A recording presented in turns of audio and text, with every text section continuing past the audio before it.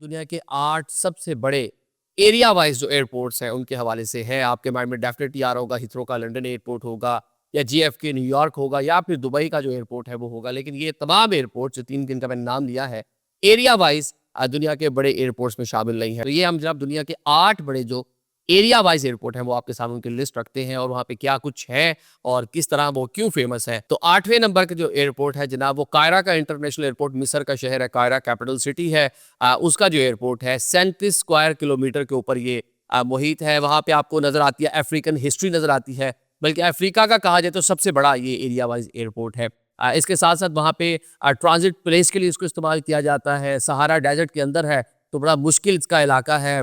आए रोज़ वहाँ पे हम देखते हैं इस तरह की चीज़ें। जब उसके विजुअल्स वगैरह देखें या एयरपोर्ट के बारे में आप पढ़ें, तो उसके रनवे के ऊपर रेत आ जाती है क्योंकि सहारा डेज़र्ट के अंदर ये वाक़या है। वर्ल्ड वॉर 2 के टाइम के ऊपर इस एयरपोर्ट का क़याम जो है वो अमल में आया था।